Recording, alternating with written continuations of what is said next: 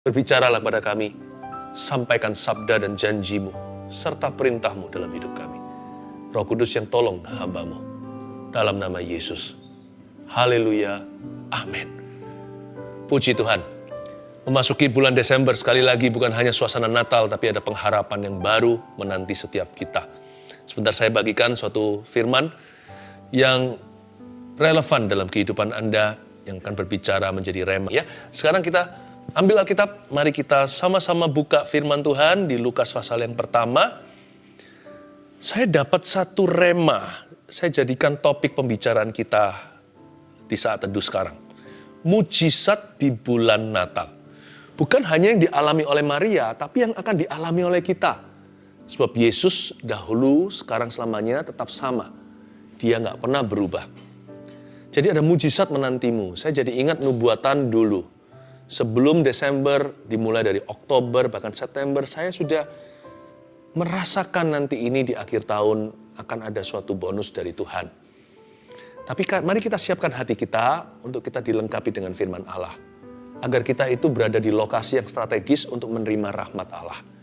Di bulan penuh rahmat dan malaikat ini, mari kita baca apa yang terjadi dengan Maria ketika malaikat Gabriel datang kepadanya. Lukas 1 ayat yang ke-26. Kita mulai pemberitahuan tentang kelahiran Yesus yang akan kita baca. Dalam bulan yang ke-6, Allah menyuruh malaikat Gabriel pergi ke sebuah kota di Galilea bernama Nazaret. Kepada seorang perawan yang bertunangan dengan seorang bernama Yusuf dari keluarga Daud, nama perawan itu Maria. Saya jelaskan dulu di ayat 26. Kejadian itu dalam bulan yang ke-6. Ini bukan bulan Juni maksudnya, tapi dalam bulan ke-6 kehamilan Elisabeth mengandung Yohanes Pembaptis. Kalau Anda lihat dari ayat sebelumnya, nggak usah dibuka. Setelah Elisabeth itu mengandung, dia menyembunyikan diri, tidak menampilkan diri, tidak menampakkan dirinya di tempat publik, selama 5 bulan banyak berdoa. Nah, pada bulan yang ke-6, Allah menyuruh malaikat Gabriel pergi ke seorang perawan, yaitu Maria. Jadi bulan ke-6 di sini adalah bulan ke-6 kehamilan Elisabeth. Itu yang disebut dengan kairos Allah. K-A-I-R-O-S itu artinya waktu ilahi. Bisa tepat waktu. Jadi sepupu Tuhan Yesus namanya Yohanes Pembaptis, itu 6 bulan lebih tua. Ya, kakak sepupunya, setengah tahun older. Nah, waktu bulan ke-6 itu Allah menyuruh malaikat Gabriel ke sana. Itulah waktu yang ditentukan oleh Tuhan. Itu nggak bisa diatur oleh orang.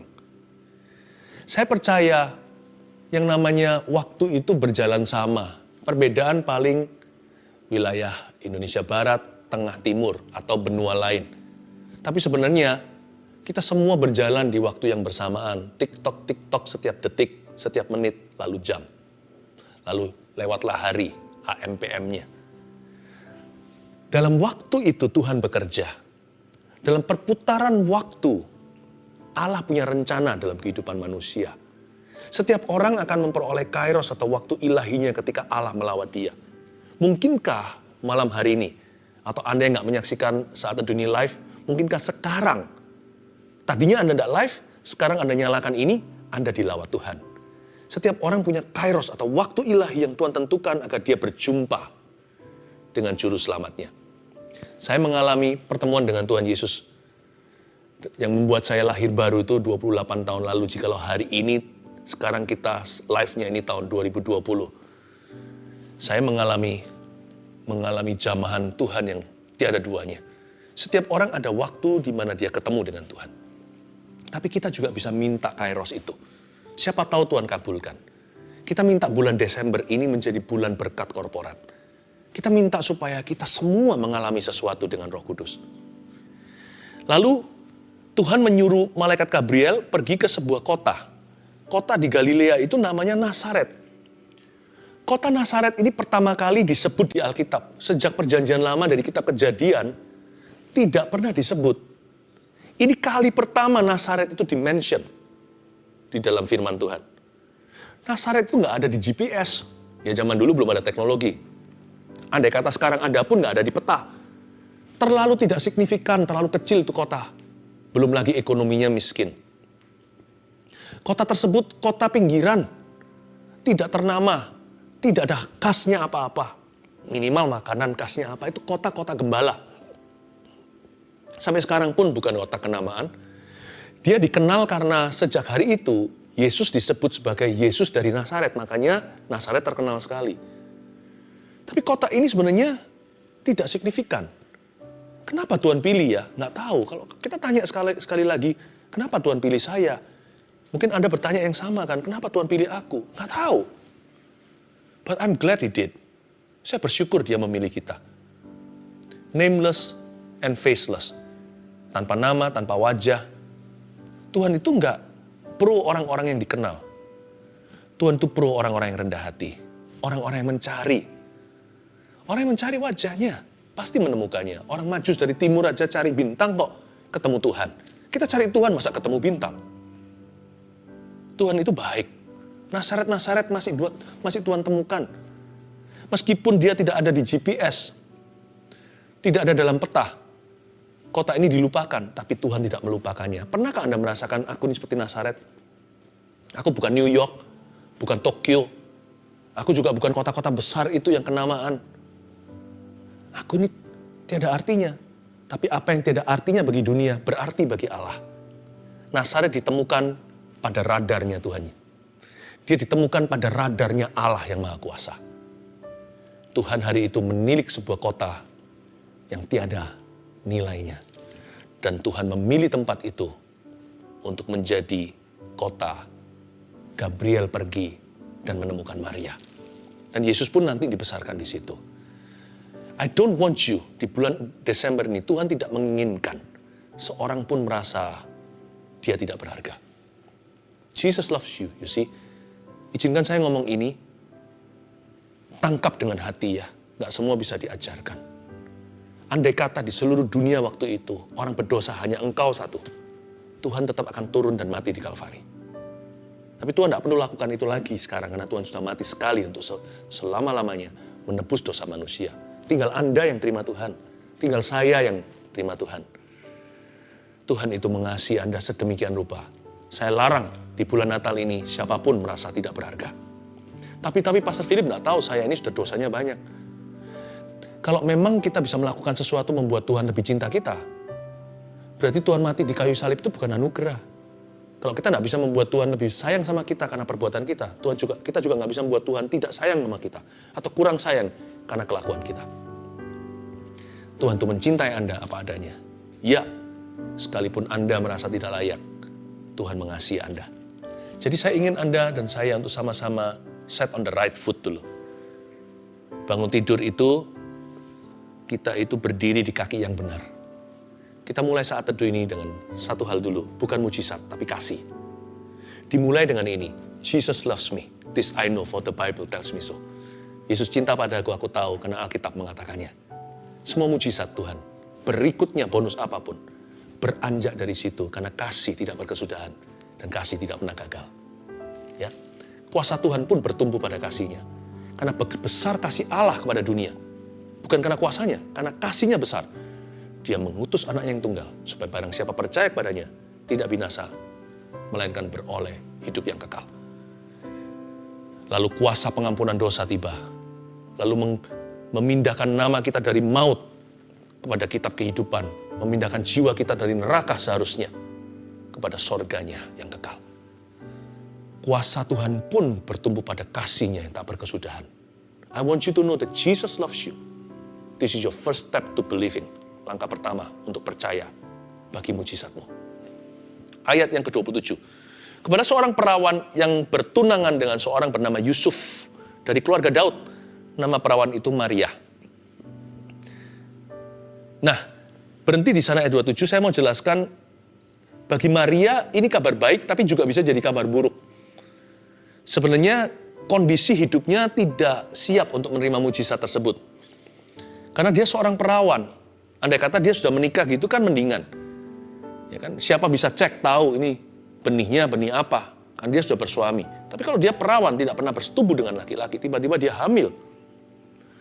Itu mujizat beneran, tapi resikonya besar. Kenapa? Karena Maria ini seorang perawan. Berarti dia tidak pernah tidak pernah bersuami. Dia bertunangan dengan seorang bernama Yusuf. Maria dan Yusuf sudah bertunangan. Di dalam budaya orang Yahudi ada 3 fase. Fase pertama itu disebut lamaran, semacam itu ya. Di mana ayah dan ayah ketemu menjodohkan. Jadi ini keluarga belum ketemuan. Karena zaman dulu memang matchmakingnya itu ortu. Zaman sekarang kan individu. Lalu setelah itu masuk ke fase berikutnya, di mana Maria dan Yusuf sudah lakukan ini, yaitu bertunangan. Tunangan ini seperti catatan sipil di Indonesia. Sudah sah. Bahkan di pemerintah dan masyarakat, itu seluruh keluarga hadir. Jadi betul-betul seperti pemberkatan nikah. Seperti holy matrimony. Baru setelah itu, 1 tahun kemudian, pernikahan dilangsungkan. Dan perkawinan ini hanyalah sekedar resepsi. Jadi sebenarnya di ayat 27, kalau mereka break up, kalau mereka putus hubungan, itu sudah disebut perceraian. Itulah sebabnya Maria deg-degan waktu menerima kabar beginian. Dia tahu bahwa Yusuf pasti tidak akan menerima dia. Yusuf curiga, siapa akan percaya? Yang begini nggak pernah terjadi dari sejak Adam dan Hawa. Dia menerima sebuah mujizat yang terlalu besar bagi hidupnya. Maria masih umur belasan, seorang perawan, tidak pengalaman, bertunangan lagi. Gimana ini? Kadang-kadang algoritmanya tidak bisa ketemu, rumusnya nggak ada. Mujizat ketika tiba itu rasanya nggak pas. Kalau Tuhan harus pas sama kita, bukan namanya Tuhan. Kalau Tuhan melakukan sesuatu, kita yang menyesuaikan, bukan Tuhan yang menyesuaikan dengan kehidupan kita. Dan kalau Tuhan yang melakukannya, Tuhan selalu bertanggung jawab, Tuhan akan menyertai kita sampai tuntas. Gak pernah Tuhan suruh kita melakukan sesuatu, lalu Tuhan tinggalkan kita atau cuci tangan. Maria untungnya tidak hanya bersandar pada logika, dia punya iman. Makanya kalau ikut Tuhan hanya logika doang, atau akal budi saja, tidak akan setengah jalan. Gak akan nyampe sampai segitu saja gak akan tiba. Gak akan bisa langgeng sama Tuhan, karena Tuhan itu besar. Dia lebih besar daripada pikiran kita. Ayat 28, ketika malaikat itu masuk ke rumah Maria, ia berkata, "Salam, hai engkau yang dikaruniai, Tuhan menyertai engkau." Maria terkejut mendengarkan perkataan itu, lalu bertanya dalam hatinya, apa arti salam itu? Ayat 28, malaikat itu masuk dan berkata, "Shalom, damai sejahtera. Hai engkau yang dikaruniai, Tuhan menyertai engkau." Kata dikaruniai, karena malaikat itu menyebut bahwa Maria itu dikaruniai. Kata dikaruniai di sini tuh artinya received grace. Kasih karunia atau karunia yang diterima, lalu berhenti di sana. Ini bukan karunia yang disalurkan loh ya. Ini juga bukan karunia-karunia Roh Kudus karismata yang Paulus catat dan tuliskan di suratnya kepada jemaat di Korintus. Ini bukan karunia pelayanan. Ini karunia yang gak bisa ditiru. Yang spesifik per family dan per individu. Salam hai engkau yang dikaruniai. Sekalipun Elisabeth mengandung Yohanes Pembaptis, sudah 6 bulan nih ceritanya. Dia juga mengalami sesuatu, tapi Maria mengalami yang beda. Malah mujizatnya lebih besar. Elisabeth itu udah tua, udah manula. Betul-betul sudah gak bisa punya anak. Suami istri mandul.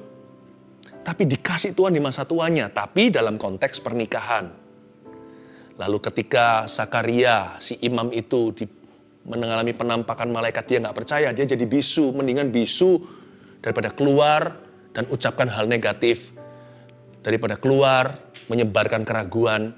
Daripada keluar memanifestasikan kebimbangan. Tuhan buat dia bisu itu kasih karunia. Lalu setelah itu, Zakaria bersetubuh dengan Elisabeth, keluarlah Yohanes Pembaptis. Itu pun gak masuk akal, itu pun mujizat. Tapi kalau Maria, lebih dari itu.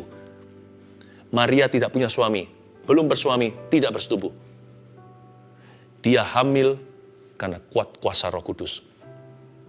Seorang perawan yang melahirkan Kristus. Beda kan? Masing-masing dikaruniai, tapi karunianya nggak sama. Mirip pun tidak sama. Nggak bisa ditransferkan itu. tidak bisa disalurkan. Itu yang disebut dikaruniai, received grace.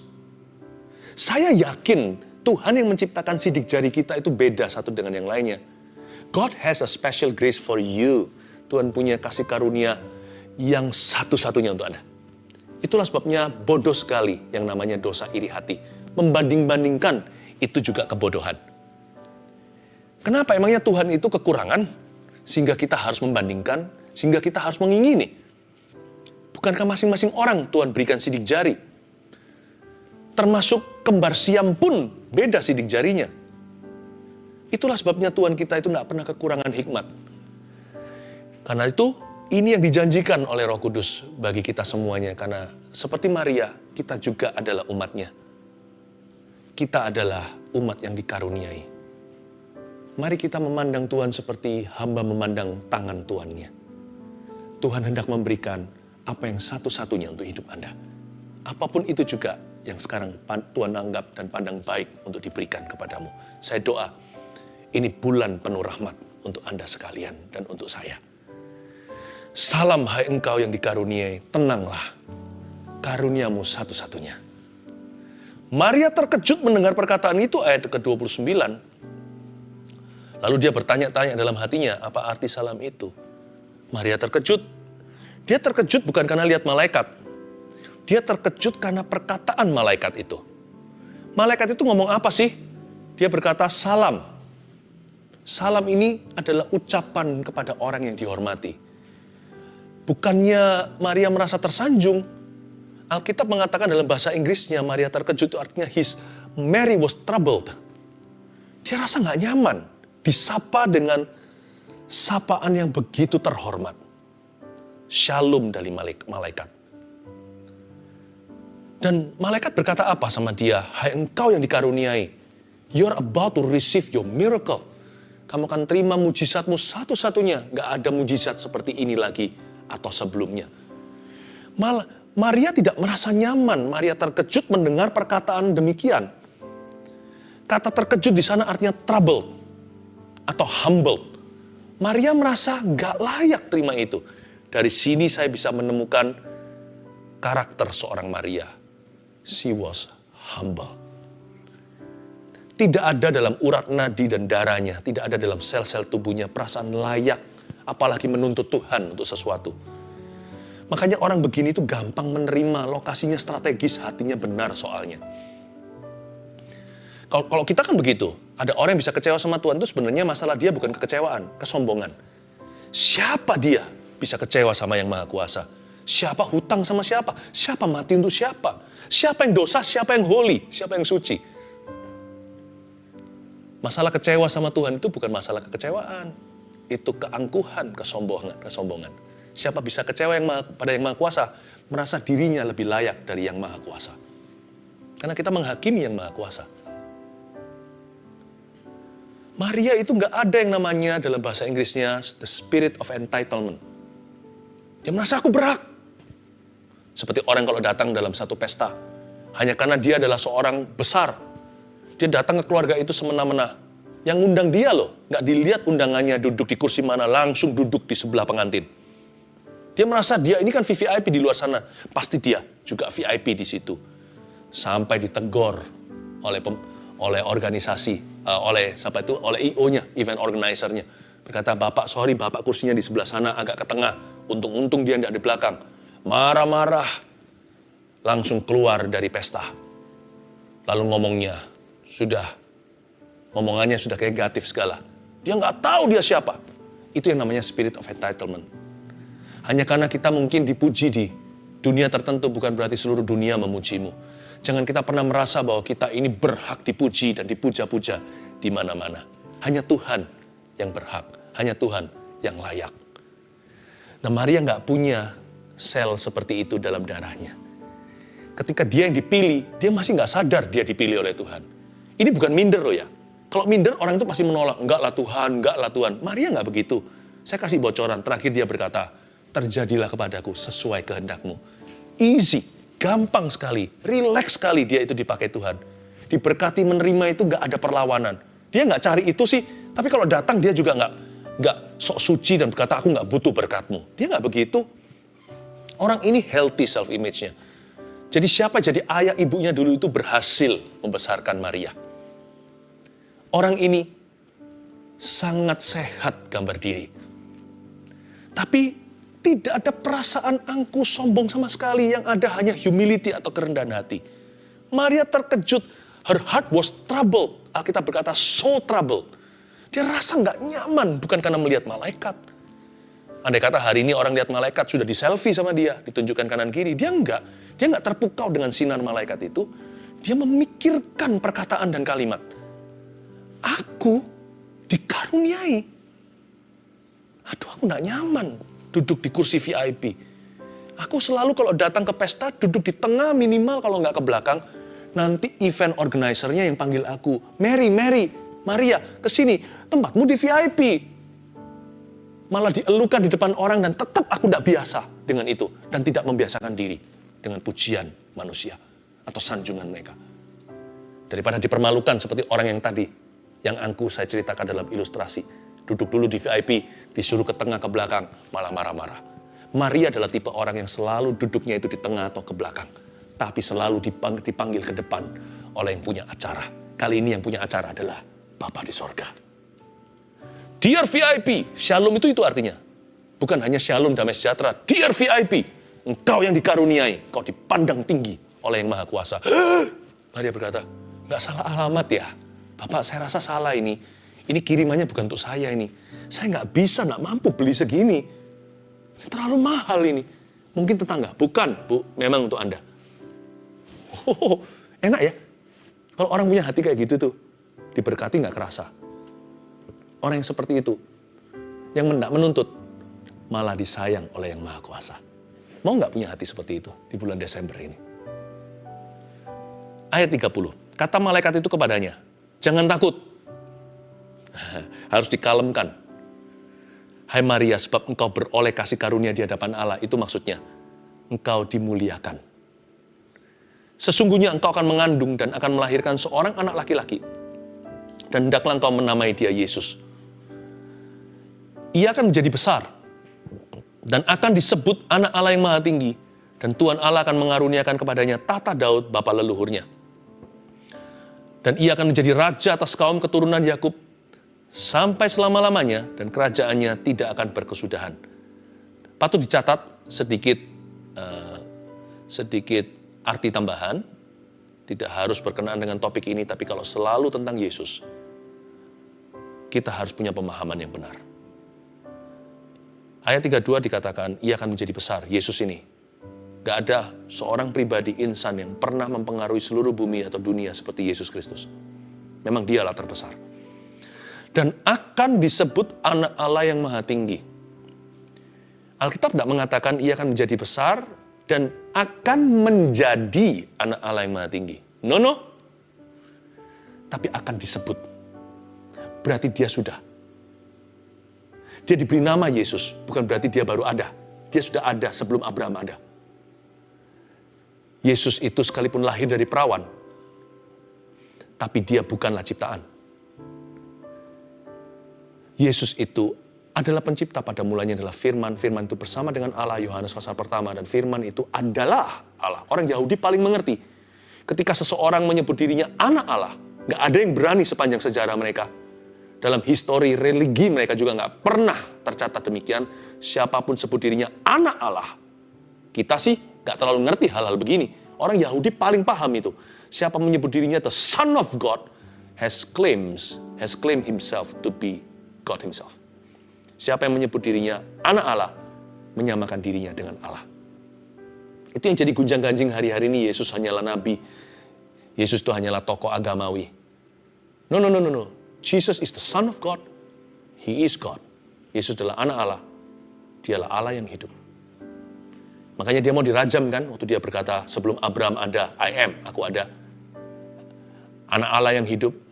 Mereka semua mau membunuh dia karena dia menyebut dirinya atau menyamakan dirinya dengan Allah. Maksud saya ngomong begini adalah, ketika Anda berdoa atau didoakan dalam nama Yesus, please understand, you're not being prayed for in the name of a man.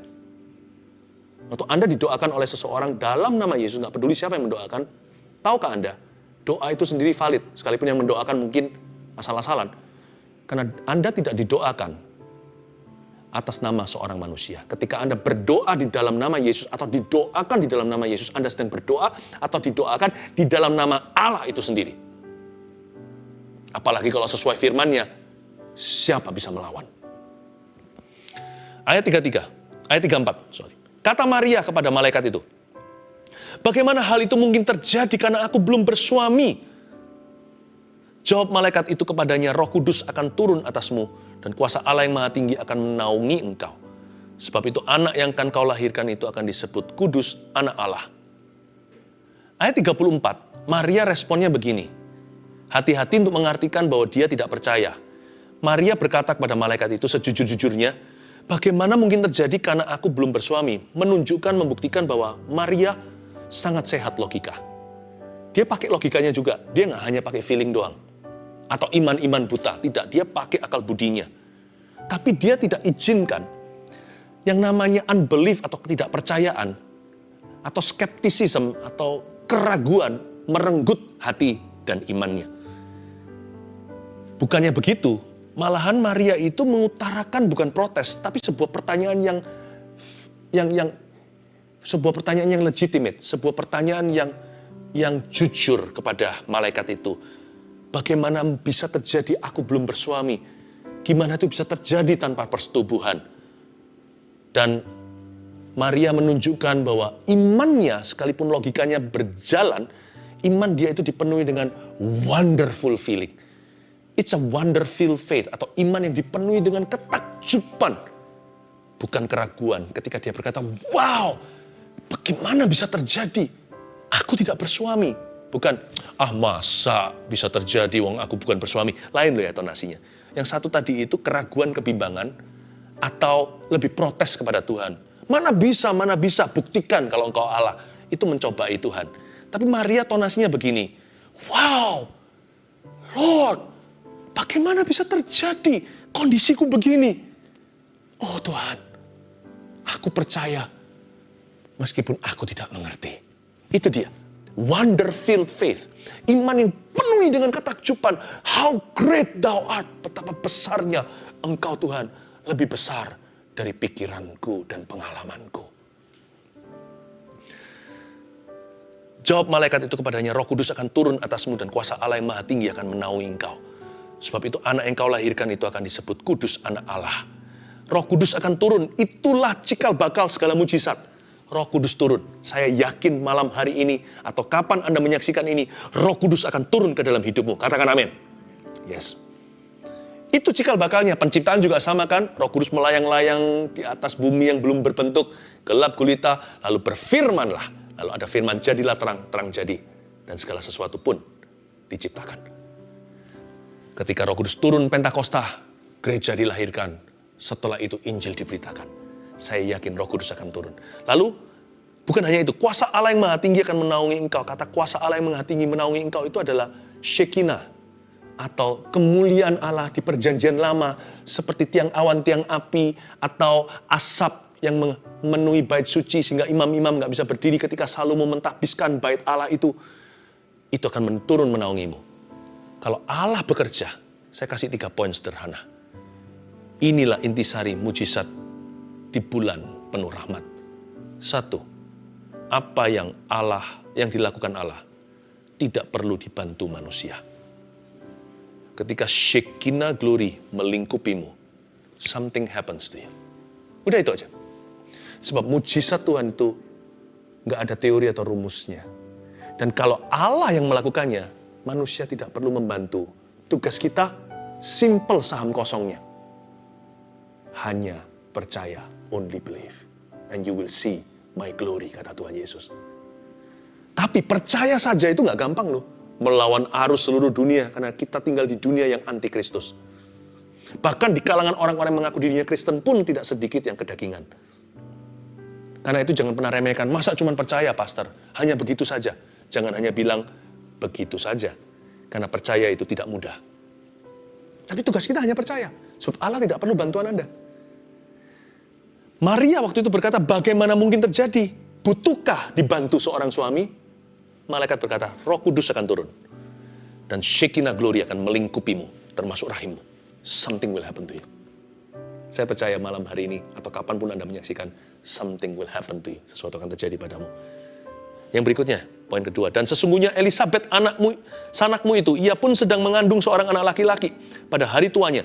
Dan inilah bulan yang ke-6 bagi dia yang disebut mandul itu. Ternyata, sanaknya Maria namanya Elisabet juga sedang mengandung seorang anak laki-laki yang saya sebut tadi, Yohanes Pembaptis namanya. Dan ini bulan ke-6 bagi dia. Aha, poin kedua. Apa yang diembankan Allah, kita tidak sendiri kita menanggungnya. Apa yang diembankan Allah, tidak sendiri kita menanggungnya. Baik itu mujizat, percayalah Anda bukan satu-satunya yang mengalami mujizat hari ini. Somebody else, seseorang yang lain sedang mengalaminya juga. Karena itu mujizat nggak boleh membuat kita sombong. Kita bukan satu-satunya yang dipakai Tuhan juga. Tapi kalau kita sedang memikul salibnya, bukan hanya mujizatnya. Mujizat kan seperti berkat atau crown atau seperti mahkota. Tapi salibnya, kalau kita harus pikul hari ini mengalami 1-2 masalah yang rasanya besar melebihi kapasitas kita. Remember this. All your brothers, semua saudara seiman di seluruh dunia mengalami hal-hal yang mirip atau serupa dengan yang Anda lalui. Jangan merasa diri paling malang, lalu merasa depresi, lalu mau bunuh diri. You're not the only one. Kalau orang lain menang, orang lain keluar dari masalahnya, Tuhan tolong dan sertai Anda juga. Apa yang diembankan Tuhan? Tidak sendirian kita menanggungnya. Elisabet ternyata sudah 6 bulan, dia 6 bulan mengandung dulu atau hamil duluan. Saya yakin 5 bulan pertama itu dia banyak berdoa. Lalu setelah itu kejadian berikutnya lebih hebat daripada yang dialami oleh Elisabet sendiri, yaitu Maria. Dan tahu nggak Anda, setelah itu, saya kasih bocoran, Maria pergi ke Elisabet, tinggal bersama dengan Elisabet selama 3 bulan. Kira-kira sampai ketika Yohanes Pembaptis lahir atau Elisabet melahirkan. Jadi Maria tinggal 3 bulan itu, Maria di briefing sama sanak yang lebih tua, seorang yang lebih senior meskipun mujizatnya lebih besar. Tetapi Elisabet lebih pengalaman. Jadi saya bisa bayangkan, 2 wanita ini malam-malam ngobrol-ngobrol, lalu banyak dimentori, Maria banyak dimentori oleh Elisabet. Karena Elisabet adalah istri seorang imam, Zakaria. Dia adalah ibu gembala, istri pendeta. Zaman perjanjian, zaman itu maksudnya. Jadi dia banyak dimentori. Jadi Maria itu nggak dibiarkan bingung sendiri tanpa guidance. Setiap hal yang Tuhan izinkan Anda dan saya alami, kita nggak sendirian loh. Setiap wanita atau setiap manusia yang mengandung, bukan hanya menanggung, tapi yang mengandung perkara-perkara ilahi dalam hidupnya, pasti Tuhan kasih orang lain yang juga mengandung perkara ilahi dalam hidup mereka. Besi menajamkan besi, manusia menajamkan manusia. You are never alone. Praise the Lord. Puji Tuhan. Karena itu Maria tidak harus pikul salib sendiri. Dia banyak di briefing, dimentori oleh Elisabet, sanak yang lebih tua. Saya yakin tidak ada satu orang pun di saat teduh ini adalah yatim piatu secara rohani. You're not alone in your victory. You're not alone in your trials. Anda tidak sendirian dalam kemenangan. Anda juga tidak sendirian di dalam pencobaan. Yang terakhir, ayat 38. Kata Maria, sesungguhnya aku ini adalah hamba Tuhan. Jadilah padaku menurut perkataanmu itu. Lalu malaikat itu meninggalkan dia. Yang ketiga, apa yang dikatakan Allah jangan dikurangi atau ditambah.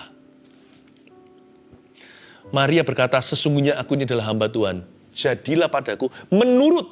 Sebelum kita jadi orang yang menuruti Tuhan, harus menurut perkataan Tuhan terlebih dahulu. Jadilah padaku menurut perkataanmu itu. Lalu malaikat itu meninggalkan dia. Pentingnya pengakuan iman yang pas ketika Anda mengalami sesuatu yang Anda belum mengerti sepenuhnya. Maria nggak tahu ini plus minusnya di mana, pro kontra. Dia nggak tahu nanti reaksi Yusuf mau meninggalkan dia, untung ada malaikat bekerja. Masuk ke mimpinya beritahu, jangan, itu dari Roh Kudus. Dia juga nggak tahu nanti suatu hari Yesus akan ketinggalan di bait suci umur 12 tahun. Dia juga nggak mengerti nanti waktu Yesus umur 33,5 tahun akan disalib dengan begitu kejam dan kejinya. Persis di depan mata mama. Dia nggak ngerti semuanya ini. Tapi dia hanya berkata, Tuhan, aku terima sesuai perkataanmu. Jangan dikurangi please, jangan ditambah. Pewahyuan itu akan membuatmu mengerti step by step, heart to heart. Tapi yang pasti, pengakuan iman kita ketika kita mengalami mujizatnya atau kita mengalami tantangan apapun juga, pastikan kita itu menaruh dalam kata-kata yang tepat ketika kita berdoa di hadapan Tuhan. Contohnya kalau kita nggak mengerti apa yang kita alami, kita bisa berkata, sekalipun aku tidak memahami, tapi aku tahu rencanamu indah bagiku. Bukankah dikatakan begitu? Rancangan Tuhan lebih tinggi. Dan Tuhan punya rancangan damai sejahtera. When you don't understand a thing, always say the right thing. Waktu kita belum mengerti apa-apa, selalu ucapkan apa yang benar, yang Anda sudah mengerti lebih dulu dari firman Allah. Pengakuan imanmu akan menentukan penyertaan Tuhanmu. Pengakuan iman Anda akan menentukan mujizat Anda. 1, 2, 3, apa yang dilakukan Allah tidak perlu dibantu manusia. Apa yang diembankan Allah, tidak sendirian kita menanggungnya. Apa yang dikatakan Allah, jangan dikurangi atau ditambah. Let's sing.